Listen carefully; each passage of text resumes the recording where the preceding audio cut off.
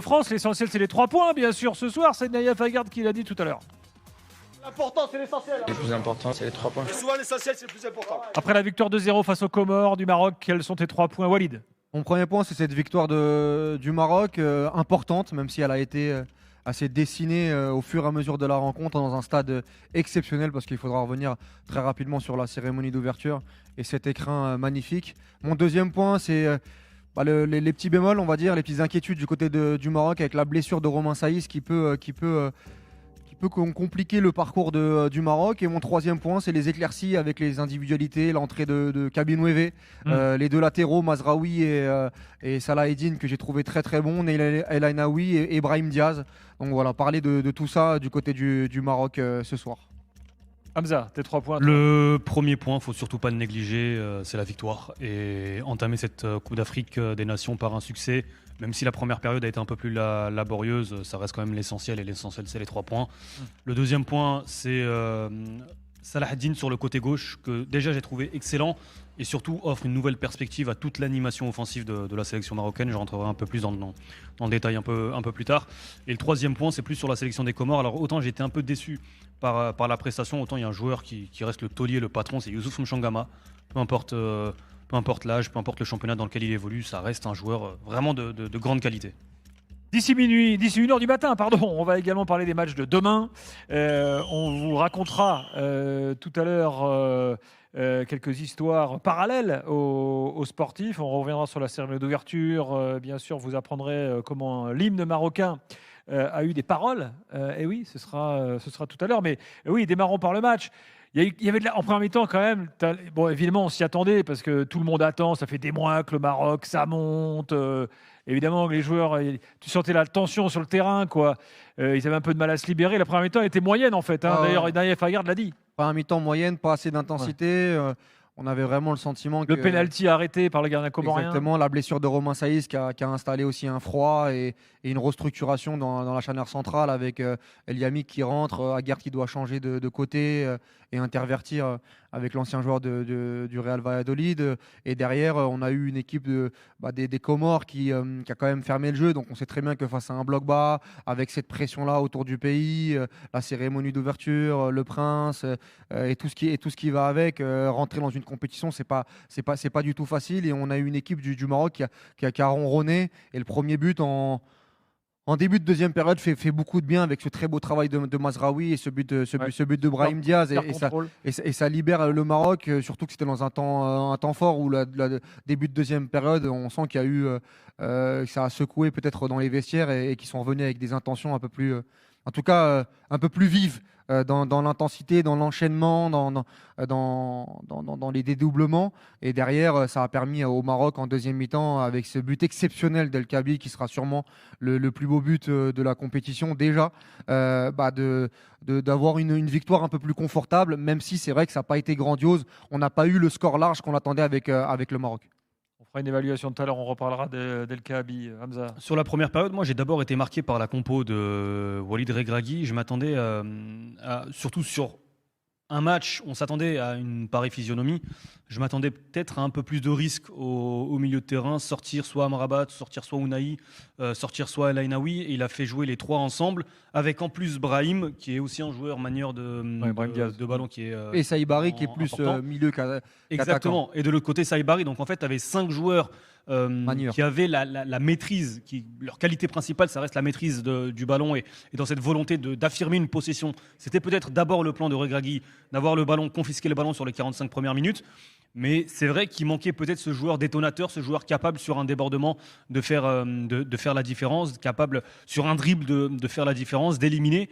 Et c'est peut-être aussi la raison de cette première période un peu plus compliquée. Il y a eu un seul tir cadré en première période pour le Maroc, c'est le pénalty manqué par Haimi.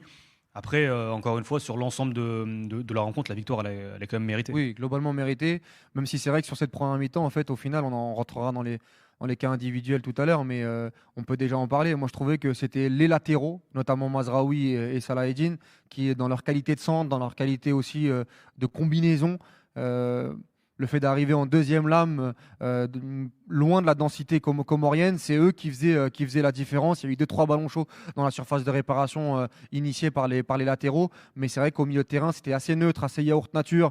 Un El Ainaoui, il a grandi dans la rencontre au fur et à mesure, mais lui aussi, c'est normal pour une Coupe d'Afrique des Nations. Il a démarré plutôt timidement. Je n'ai pas vu un grand Ounahi aussi ce soir. Il a été sorti par Walid Regragui. Amrabat, la même chose. Il colmate très très bien, mais dans ce type de scénario de match, c'est pas là où il est le meilleur.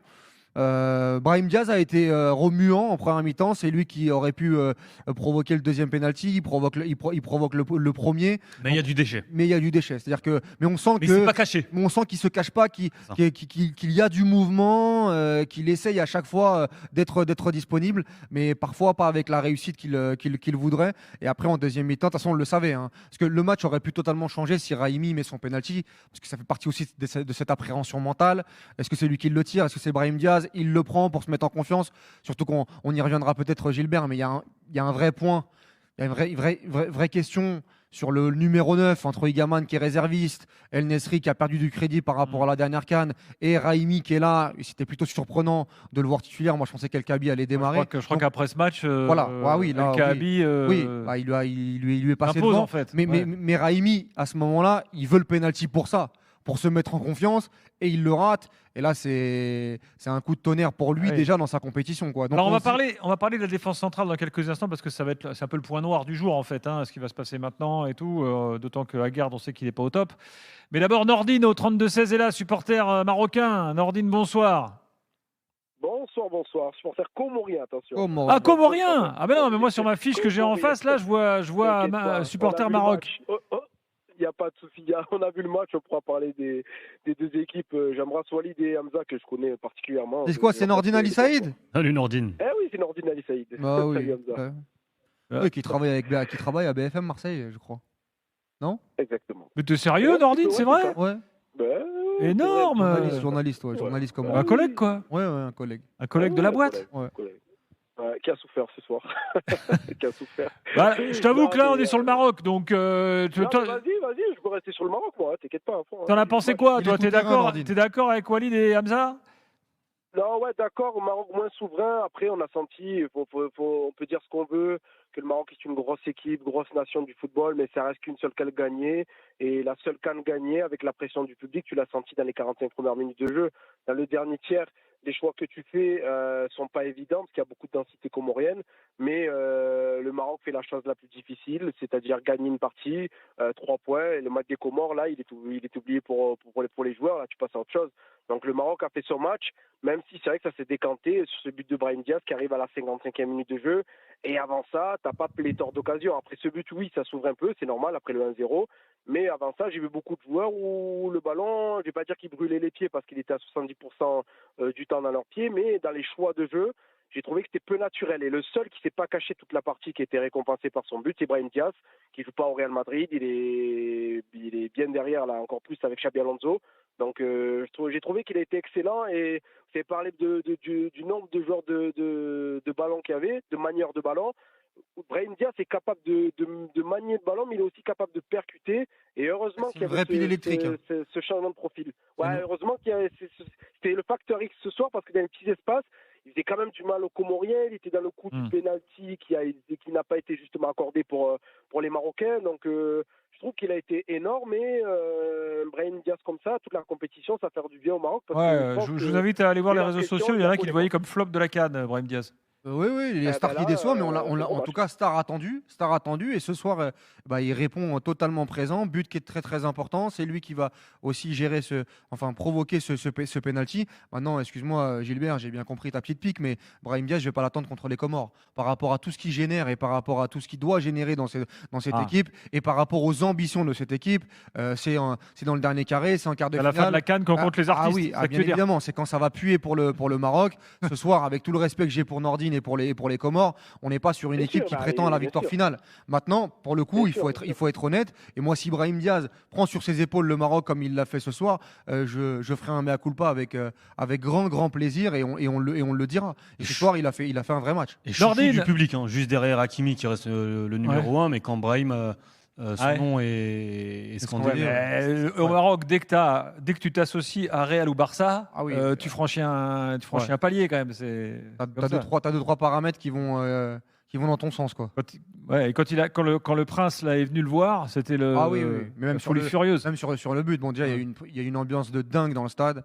On en parlera après. Mais sur le but, le nom s'est scandé très très fort. Nordine, merci beaucoup. J'invite tout le monde à écouter BFM Marseille, à regarder BFM Marseille. Excellente chaîne. Voilà, qu'on salue. Et les Comores, là, rapidement, c'est compliqué la qualif, là, c'est terminé ce soir ou non? Non. Ah non, tu bats la Zambie, 3 points, tu peux être qualifié. De toute façon, voilà. Non, le but, ça va être de battre la Zambie qui est en crise et de faire un match nul au moins contre le Mali, 4 points en boîte, et c'est réglé. Je pense que ça va être l'objectif de Stefano Cousine, et pour le coup, il va falloir changer de paradigme et de système. Mais c'est dommage parce que j'ai pas l'impression que cette équipe-là. J'ai l'impression que cette équipe-là assez reniée. Je parle sous ton contrôle parce que je ne regarde pas tous les matchs des Comores, mais tu vois, à 1-0, ils ont une énorme occasion arrêtée par Bono, là, sur la grosse erreur d'Aguerd, quand Aguerd s'arrête. Et à ce moment-là, tu mets un peu en difficulté entre la 60e et la 70e le Maroc. Et tu te dis devant le match, purée, s'ils avaient commencé le match comme ça, avec une équipe qui titube comme le Maroc, tu aurais pu les gêner. Oui, bien sûr, parce que de toute façon, le schéma préférentiel de ces Comores lors de ces 3 dernières années, même bien plus, c'est le 4-3-3, avec des joueurs comme Kantom Changama, Zaidou Youssouf et Yad Mohamed qu'on a vu aujourd'hui au milieu de terrain. Devant, tu as Rafiki Saïd, Miziane Maolida et Faïs Selemani qui sont les titulaires. Donc là, tu es passé en 5-3-2, ça peut s'entendre, l'explication peut s'entendre, mais malheureusement, tu n'as pas les joueurs pour tenir 90 minutes dans ce système-là. Physiquement, très compliqué. Tu as des joueurs qui jouent Voilà, il y a quelques professionnels en Ligue 1, Ligue 2, mais ta charnière centrale est composée majoritairement de joueurs de National 2, que ce soit Ahmed Souali et Pakenan Tobibou qui joue en Slovénie en D1, Yanis Kari qui joue après juste, de très bons joueurs, mais qui sont en National 2. Et au final, tu as tenu une heure, mais tu savais très bien que tu allais prendre ce but. Au final, moi, j'aurais pas renié l'équipe, j'aurais quand même travaillé en 4-3-3. Tu te dis que le Maroc, c'est pas infamant de perdre le premier match. Donc c'est dommage qu'il est passé en 5-3-2, c'est très compliqué, mais je pense que ça va changer face à la Zambie, et j'espère, parce que c'est comme ça qu'elle est, cette équipe comorienne. Comme tu l'as dit, Walid, c'est généreux, ça va de l'avant et c'est rapide sur les couloirs. Et comme Rafiki Saïd, je pense que cette équipe a des joueurs qui peuvent mettre en danger les équipes adverses. Merci Nordine, bonne soirée. C'est Nordine, bonne soirée. Salut. Merci à vous, ciao, bonne soirée. À bientôt. Dans un instant, l'évaluation. On va entendre Romain Saïs qui parle de sa blessure. On va aborder ce sujet qui est le sujet malheureusement négatif du jour pour le Maroc. Avant de parler des matchs de demain, de revenir sur la cérémonie d'ouverture, sur l'ambiance dans ce magnifique stade de Rabat, ici au Maroc. À tout de suite, l'After Can. C'est jusqu'à 1h du matin. Écoutez Romain Saïs tout à l'heure, rencontré par nos reporters, qui parle de sa blessure. La blessure, on va voir, on va faire des examens demain. J'espère rien de très grave, mais bon, pas voulu prendre de risques non plus. Il faut des joueurs à 100%. Ça m'attriste parce que j'ai fait énormément d'efforts pour revenir et pour être là. Donc, mais c'est comme ça, c'est Mektoub. Donc, Inch'Allah, ça va aller. Et puis, voilà, on verra ce que les examens vont donner, et puis après, ce sera une course contre la montre en fonction du temps d'arrêt. Donc, mais voilà, il faut être positif, Inch'Allah. Donc, Hakimi blessé, même si on sait qu'il va revenir. Aguerd blessé, mais joue quand même avec sa pubalgie. Là, Saïs, c'est-à-dire après le premier match, Hamza Walid, on sait déjà qu'il y a un problème de défense. Oui, mais alors, on va souhaiter déjà un bon rétablissement à Saïs, mais c'est quand même une preuve aussi que... Et c'est assez étonnant, je trouve, que Walid Regragui, depuis la demi-finale de la Coupe du Monde, n'ait pas trouvé une nouvelle charnière. Parce que Romain Saïs, il n'a plus été convoqué pendant plus d'un an. Ouais. Et c'est parce qu'il y a eu tous ces problèmes défensifs, parce que Chadi Riyad, qui devait prendre ce poste d'axial droit, est gravement blessé. Il n'arrive pas à trouver cet axial droit. Il a rappelé Romain Saïs au mois de novembre et il le titularise tout de suite avec le brassard de capitaine pour cette Coupe d'Afrique des Nations. Donc c'est déjà un joueur évidemment très important de la sélection. Maintenant, Romain Saïs titulaire, c'est aussi Naïef Aguerd qui se retrouve axial droit. À titre personnel, je préfère vraiment le voir axial gauche, Naïef Aguerd. Là, tu perds Romain Saïs, on imagine, peut-être pour le prochain match. Le remplaçant naturel, ça semble être El Yamik. Pareil, il ne m'apporte pas d'autres... Il a quoi concrètement d'ailleurs ? Qui ça ? Saïs. Je pense que c'est la cuisse, non? claqué, On a l'impression qu'il sort une espèce de pointe. Parce que si c'est un claquage, c'est pas un match. C'est sur un sprint quand il défendait face à son adversaire. Surtout le gros problème avec Romain Saïs, c'est qu'il a fait beaucoup d'efforts pour revenir. Il vient de l'expliquer que déjà à la Coupe du Monde, il y avait une course contre la montre qui avait un petit peu tué son niveau de jeu, et puis même la demi-finale contre la France, parce qu'il y avait eu beaucoup de débats au Maroc sur le fait que est-ce qu'il était en mesure de jouer ou non. Et qu'à l'époque déjà Aguerd était un peu blessé, un peu diminué, et qu'il y avait de la casse parce que le tournoi a duré. Le Maroc est susceptible bien évidemment d'aller très très loin. Ça peut être une donnée à prendre en compte. Maintenant, il y a aussi des solutions. Moi je trouve que quand on a un Aïd Boudlal, notamment avec Rennes, qui est très très bon, même si c'est dans une défense à 3, je pense que lui il peut être utilisé, parce que moi la charnière centrale Yamik et Aguerd ne m'a pas rassuré ce soir. Hein. Yamik ce soir il fait 2 grosses fautes. Moi, je ne comprends pas comment il finit le match sans carton jaune. Exactement. Dès son entrée en jaune, il fait une faute sur Rafiki Saïd qui partait en contre. Il le stoppe au milieu de terrain et il fait quasiment la même en fin de première période. Dans le dos, c'est très compliqué. Ouais. Avec les pieds, c'est aussi compliqué. Et je trouve qu'Aguerd, sur son match, moi déjà sur la première mi-temps, sur certains duels, je trouve qu'il les perdait, qu'il ne rassurait pas. Ça l'est mieux en seconde. En seconde, c'était beaucoup mieux parce qu'il a réussi à colmater. Même s'il perd ce ballon qui amène l'occasion. Mais pour un joueur comme Aguerd, qui est souvent très très au-dessus, j'ai trouvé ça étonnant que l'occasion des Comoriens vienne d'un errement défensif de sa part. Il y a eu une incompréhension. Ouais. Lui, il pensait qu'il y avait eu un coup de sifflet. Il le dit. Derrière, il s'est fait bien chahuter par Mazraoui et par Amrabat. Et lui, il dit mais en fait, je pensais que l'arbitre avait sifflé. Donc, il s'était arrêté de jouer.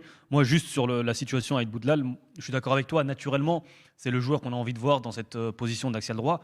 Maintenant, lorsque Romain Saïs a fait son retour, et Gragui, il a aussi dit pour une Coupe d'Afrique des Nations, j'ai besoin d'expérience derrière. Donc moi, je suis pas certain qu'Aïd Boudlal sur les après avec Aguerd, avec Mazraoui, avec Hakimi, normalement tu l'as l'expérience. Là déjà, tu cites Mazraoui et Hakimi. Moi, je suis pas sûr qu'on ait les deux désormais avec le match de Salah Eddine sur le côté gauche. Oui, mais c'est ça qui est fou avec le Maroc, c'est que là ils ont pléthore de solutions en latéraux. Et en défense centrale, par contre, ils vont encore tâtonner, parce que ce soir, s'il y a une éclaircie, c'est bien les latéraux qui ont fait un match monstrueux. Oui, ce qui est plutôt une bonne nouvelle, parce que ça veut dire qu'il n'aura pas besoin de précipiter un éventuel retour d'Hakimi.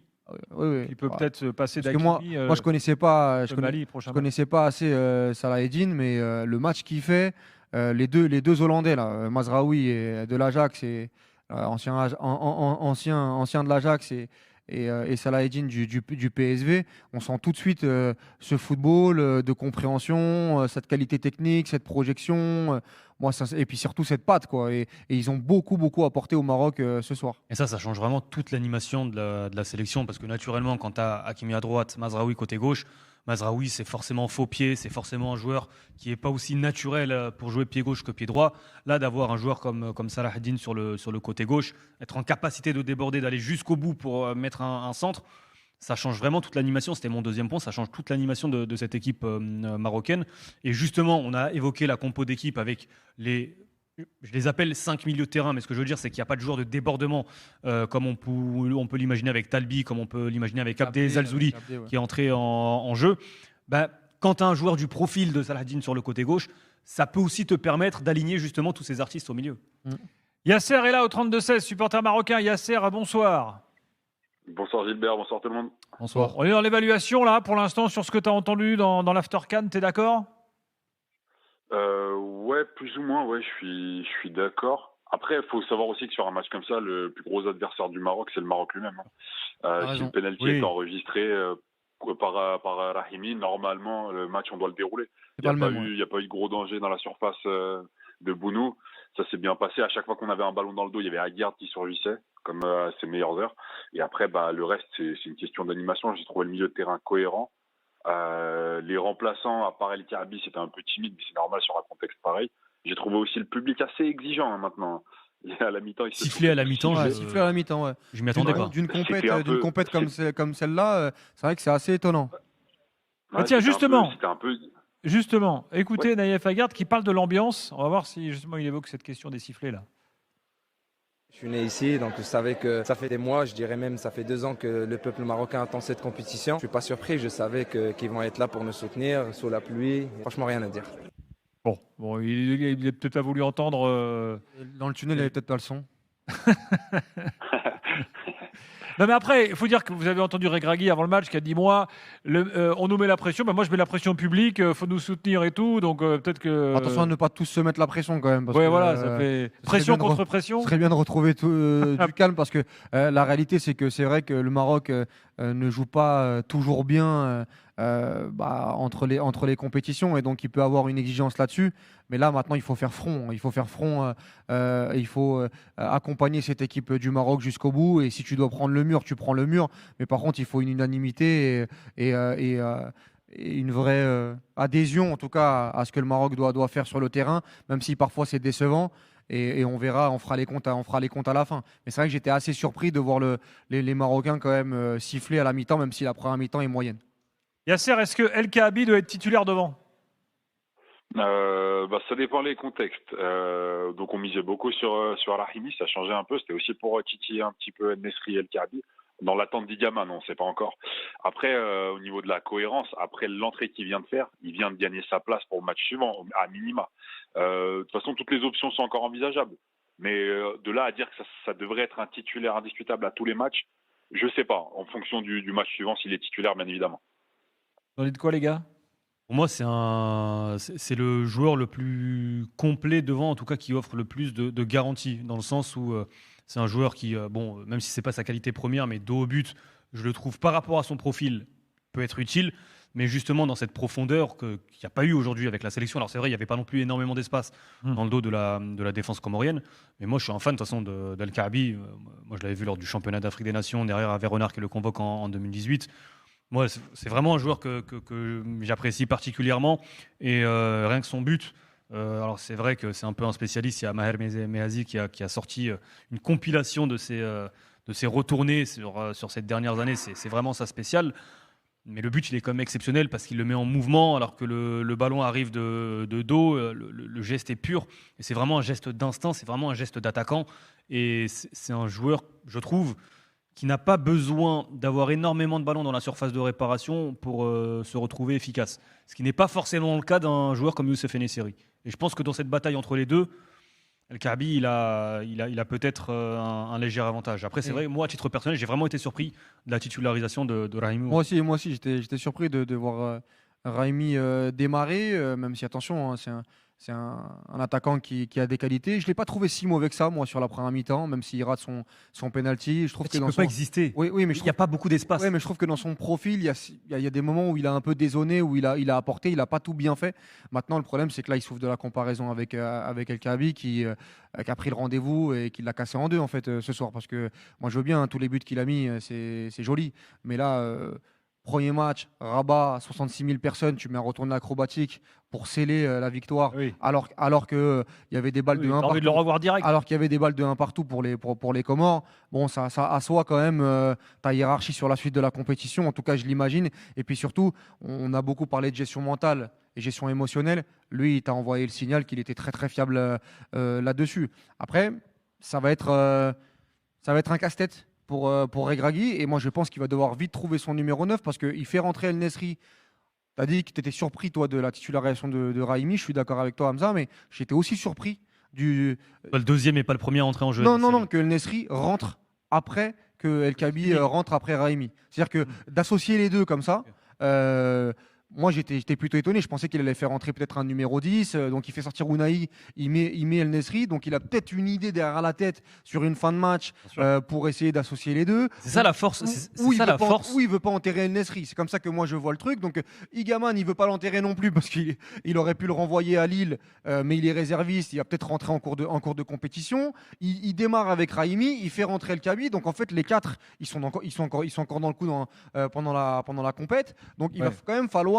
Et Nesri rentre que le match est joué en fait. Oui, bien sûr, bien évidemment, mais quand même. C'est aussi la force des offensifs et globalement de l'effectif marocain, c'est qu'en fait, tu as tellement de profils que quand tu es Regragui, tu peux t'imaginer. Moi, je peux très bien imaginer demain Rahimi et El Kaabi ensemble, avec un joueur plutôt côté gauche et un autre dans l'axe. Tu peux imaginer, tu l'as dit. Sans milieu à 3 là, tu nous fais une équipe méga offensive. Non, mais c'est offensif. Bien sûr que c'est offensif. Mais dans ces cas-là, il faut faire des choix. Peut-être que Saibari n'est pas aussi amené à débuter tous les matchs. Mais ce que je veux dire, c'est qu'aujourd'hui, tu as une possibilité d'avoir avec 10, 12 ou 13 joueurs offensifs, là, si on prend tous ceux qui sont dans le groupe. tu peux avoir quasiment une infinité de combinaisons. Yasser, est-ce qu'il y a un autre joueur dont tu veux parler dans l'évaluation là, je sais pas, El Ainaoui par exemple, Amrabat ou d'autres? Moi j'aurais mis l'accent encore sur Aguerd parce que sur les temps faibles, donc c'est lui qui nous sauve les situations comme d'habitude, il met beaucoup de calme dans la situation malgré le fait que son acolyte de départ a été changé. Donc c'était un plaisir aussi de le revoir à gauche. Après J'ai bien aimé le match d'Aguerd, toi. Ouais, franchement, j'ai bien aimé le match d'Aguerd. Moi j'ai trouvé parfois en souffrance, moi. Non, c'est un peu, forcément, il va se battre, mais les fois où je l'ai vu en souffrance, j'ai regardé le match encore une fois. C'était sur les situations un petit peu bizarres, hors-jeu, pas hors-jeu, où l'arbitre va lever le drapeau un peu tard. Mais sinon, sur le match, le contenu en lui-même, plusieurs fois, on a regardé le match en famille, plusieurs fois, on s'est dit, heureusement qu'il est là. Oui, en deuxième mi-temps, il y a notamment un ou deux ballons qui va sauver là, en gérant la profondeur. Mais sur sa première heure de jeu, il peut prendre un jaune ou deux, il peut prendre un jaune. Il peut prendre un jaune. Ouais, il doit prendre un jaune. Même sur les sorties de balle, il était rassurant. Moi, je me souviens d'une situation où Bounou il relance sur Aguerd. Il y a 2 ou 3 Comoriens qui arrivent justement dans une zone, paraît toujours aussi propre. Au-delà de l'élégance, c'est vraiment toujours assez simple.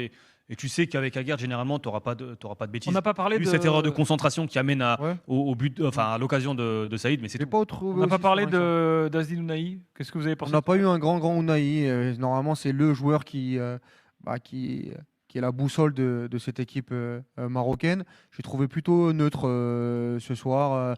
On prend un mi-temps comme d'habitude. Semelle, je la donne à droite, à gauche, mais avec peu d'intensité. Pas une grande créativité et je trouve pas ça étonnant au vu de son match qui sorte ce soir. Maintenant, Ounahi va être très très important dans cette Coupe d'Afrique des Nations et si le Maroc va loin, ce sera avec un grand Ounahi, j'en suis persuadé. Il y en a un par contre, on n'a pas encore évoqué. Oui. Non, c'est Bounou. Bounou, ce match-là, c'est totalement la compétition de Yacine Bounou. On le voit pas du match, un arrêt à faire, il le fait. Et c'est grâce à un Bounou. C'est la race des grands gardiens, ça. Exactement. Je veux dire, il est toujours aussi bon qu'au Qatar, quoi. Enfin, qu'à la Coupe du Monde de Qatar, je veux dire. Quand tu as une occasion concédée sur 90 minutes, sur un type de match où tu n'existes pas, parce que tu ne peux pas exister finalement. C'est le plus dur dans ce métier. Hein. Exactement. La seule manière d'exister, c'est la gestion de la profondeur, à la limite, comme Neuer lors de la Coupe du Monde 2014. Et là, c'est pas trop son registre. Exactement. Donc, il a eu un arrêt à faire, il le fait. Et c'est dans ce registre-là qu'on va attendre aussi Bounou. Yasser, un dernier truc ou on a tout dit? Plus ou moins. Il faut aussi se rappeler que c'est juste une entrée en compétition, que le score, il a été déterminé assez tôt dans le match, 2-0, que le but c'est d'engranger le plus de points et surtout de confiance. Rappelle-toi qu'il y a 2 ans, la Côte d'Ivoire, en gagnant juste un match en poule, se qualifie. À l'arrache. 0 le premier match contre la Guinée-Bissau. Exactement, c'est pour ça que j'ai aussi vu l'entrée d'En-Nesyri dans ce sens-là, parce que on a vu qu'en face c'était un peu faible sans manquer de respect aux Comoriens, et que c'était peut-être l'occasion de soigner le goal average au maximum pour s'éviter une déconvenue comme la Côte d'Ivoire. Donc moi je trouve que c'était plutôt positif, malgré que tout n'a pas été parfait, et que ça promet pour la suite tout simplement. Voilà. Merci Yasser. Il y a un joueur dont on n'a pas assez parlé. Salut Yasser, on se rappelle. C'est El Ainaoui qui a grandi dans ce match-là. À bientôt. Ciao. Salut les gars. C'est El Ainaoui qui a grandi dans ce match-là où vraiment, à partir de la 30e jusqu'au bout, je l'ai trouvé excellent. J'ai trouvé qu'il a été vraiment rayonnant dans l'entrejeu. Il s'est projeté quand il le fallait. Il a gagné des duels. Il a été vraiment pertinent pour le jeu marocain. Lui, c'est son premier match de la CAN. Il est aussi attendu au tournant parce que c'est un binational qui vient d'arriver. En plus, il y avait pas mal de débats. Est-ce qu'il veut vraiment venir au Maroc? Est-ce qu'il attend l'équipe de France? Et pour un premier match de CAN devant 66 000 personnes, il a été très bon. Justement, on va parler du contexte du stade, de la cérémonie d'ouverture, de tout ce qui s'est passé ici à Rabat dans quelques instants. Et ensuite, les matchs de demain, parce que demain, on a 3 matchs et un beau programme. Ça y est, la CAN est lancée. Et l'After CAN aussi. À tout de suite.